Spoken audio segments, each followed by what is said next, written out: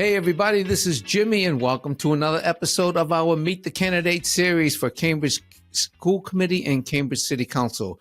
Right now, we have a first-time candidate running for Cambridge City Council. Please welcome the one and only Mr. Bobby Travers. Hello, Bobby. How are you? Hey, Jimmy. How are you doing? I'm doing well. So, Bobby, just tell our viewers where you're from, how long have you lived in Cambridge, and a little bit about your background and why you're running for Cambridge School Committee. So I'm a lifelong resident of East Cambridge, the true East Cambridge. It's inside East Cambridge at the tracks on Fulkerson Street. I currently am a paraprofessional, and I work at the Peabody School, and a paraprofessional is a teacher's assistant. And I work in the library helping the kids check out books, process books, and just be there when the principal needs me to call on me to sub if a teacher's out. So I'm kind of like the backbone. Paraprofessional is the backbone of the school. Okay. So you're really getting a ground level view of how the schools are doing. And you go from school to school, or are you just at the I'm just at one school? I'm just at the Peabody School, but I've worked at the high school. I've worked at the old Harrington School. And I'm at the Peabody now. Great. Well, tell me then, and you've been there for 27 years. 25 plus years. So tell me, what do you think, in your opinion, what do you think the Cambridge schools are doing well, and where do we need improvement? So we do have a good school. We do have a good school system. We need to improve on student achievement. We have some students that aren't performing at grade level, and the MCAS is the current way to measure that. And while I do not agree with that, that's what we have currently, so we have to deal with that. Just this past year, we've had a big growth in certain areas, but Black students and Hispanic students aren't meeting the challenge. And so the district needs to really, really look at that. You know, we have strategic tutoring coming up. Class sizes are big at some schools and small at other schools. We have low performing schools. So I think the district needs to really do a audit of what we're doing, and the stuff that we're doing, we need to spread that throughout the other schools in the district. So an example is we have a great Montessori school in West Cambridge at the Tobin School, but yet we have the Kennedy Longfellow School, which is a low performing school.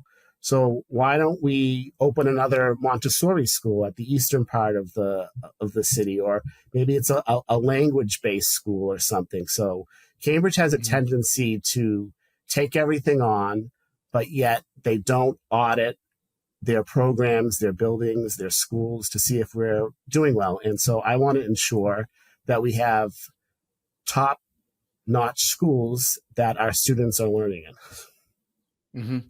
So I was talking to one of the other candidates about this.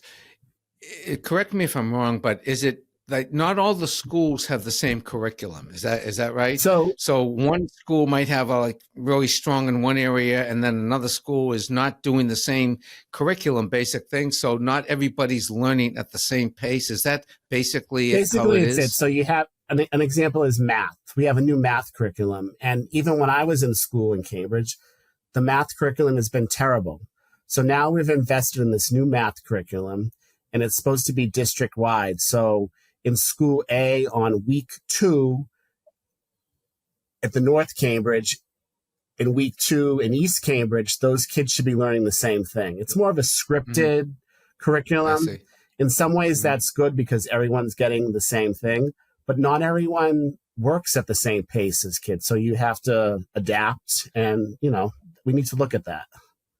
Right. So if you were elected, what are some of your top 3 to 5 priorities that you would focus on? So I would want to do a review of the entire K-8 system. We have a lot of families that are not happy, especially in the middle schools. 10, 15 years ago, we had the innovation agenda.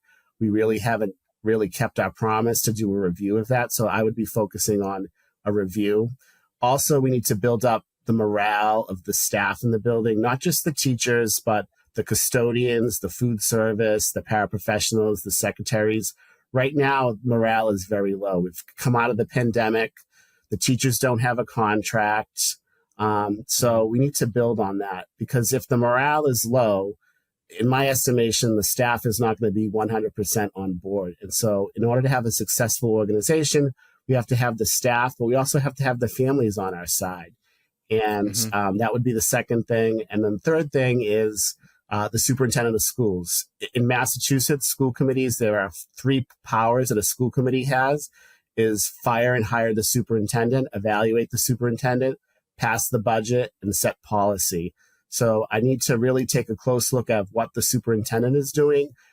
This current superintendent, she's been there for 3 years. She has 2 years left in her contract. There's a lot of administrators that have been added. That's not direct service to our kids. So I would be taking a close eye on ensuring that direct services go for the kids that need it. Hmm. And her review was less than stellar, I So understand. it was a it was a needs improvement. Yeah. Recently, the school committee is developing goals for her for the next year in the superintendent's evaluation. And I'm going to be quite Mhm. frank. I spoke at the last school committee meeting because there were two things that I did not see in those goals. Number one, staff evaluations. Evaluations aren't happening in the district. Mhm. The second thing is RISTA. And excuse me, but when you say staff, are you talking about teachers? Are you talking about people who are working for her, or who? What is? I'm Please I'm talking define about staff. everyone from the teacher to the custodian to the clerk Okay. to food services. The evaluations aren't being done, and if they're being done, they're not on a timely manner. And so, how can we hold our teachers, our custodians, our plumbers, our paraprofessionals, if we're not Hmm. giving them input on what they should be doing? How can we expect teachers to teach people to, clean the schools properly or whatever? So Yeah.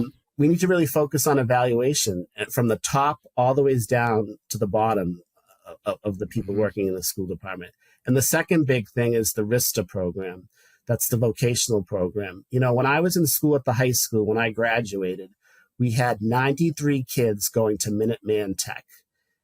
Our Yeah. vocational program, flat out, is terrible. And, for one kid in the whole district to be allowed to go to Minuteman right now, what about the other 200 or 300 kids that want to seek a vocational education? They should be allowed Hmm. to apply for a vocational program or school, not just Cambridge, And so, you know, I live right down the street from Kendall Square. Not many kids have internships. Not everyone's college material, but if we have internships, that leads to jobs, and then jobs leads to have a successful student path. Not everyone is college ready, college material. Right. Right. Not everybody wants to go. And that really changed. I was reading some of the criteria or just some of the information about the Minuteman is no longer accepting people because they're overwhelmed because there's a huge need for there's a huge need for electricians, plumbers, etc. And they're packed. So we're really in tough shape when it comes to vocational education. Tell me some of the other things you'd like to work on. So I'd like to also work on, we have a new math curriculum. We have to take a look at other curriculum areas. What about social studies and civics? Not many kids are getting involved. That needs to be looked at. We have science. We're in the city of Cambridge, Kendall Square, the biotech of the world. We should be really promoting that. And just an overall assessment of the school system. Right. Are you happy about the new preschool, universal pre-K? I'm very happy, but I'm also concerned because it's going to be happening in less than 10 months. And Mhm. I, as a current staff person, have no idea about the program. So I think the Yeah. rollout's going to be rocky. But if I'm successfully elected to the school committee, I'm going to ensure that the program is off to a success next September. All righty. And what about the tutoring program? Do you think that's a good So idea? that's a good idea. I think that we need to focus on getting supports needed for the students.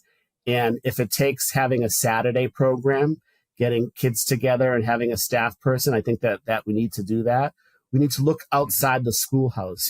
Cambridge takes pride in all these communities. We have youth centers. So if it means not having it at the school, then we don't have to have it at the school. If it's going to improve the kids' math scores, language arts scores, then we need to do it.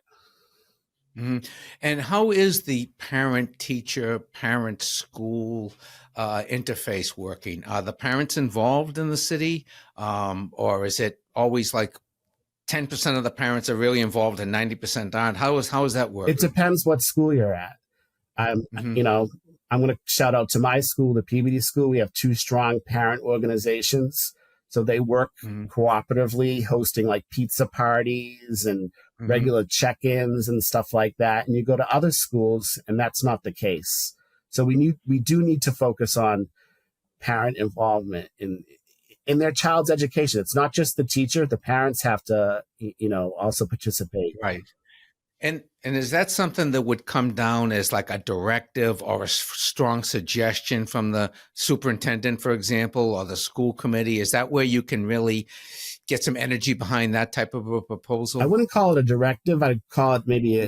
partnering with parents. I Hmm. work in the library, so I would ensure that every kid takes home a book every day.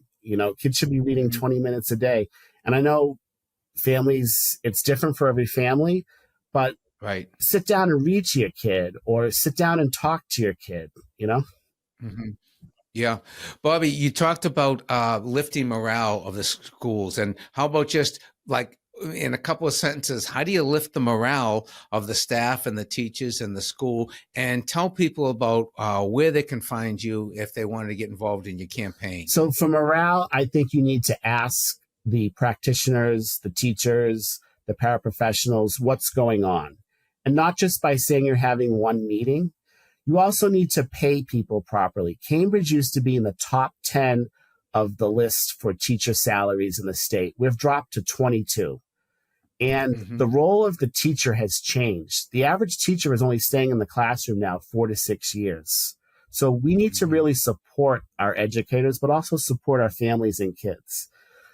So Hmm. you could find me at votebobbytravers.com, and I would appreciate anyone's number one vote on Tuesday, November 7th. Vote BobbyTravers.com. Bobby, thank you so much for joining us today. Candidate for Cambridge School Committee, lifelong Cambridge resident, currently residing in East Cambridge. And Bobby, I will see you on the circuit. I will see you on the campaign trail, and wishing you the best of luck on the campaign. Thanks, Jimmy, and thanks for doing this to spread the word about how important it is to vote. It's our pleasure, man. It's a pleasure to be able to do this. Thank you. Thanks.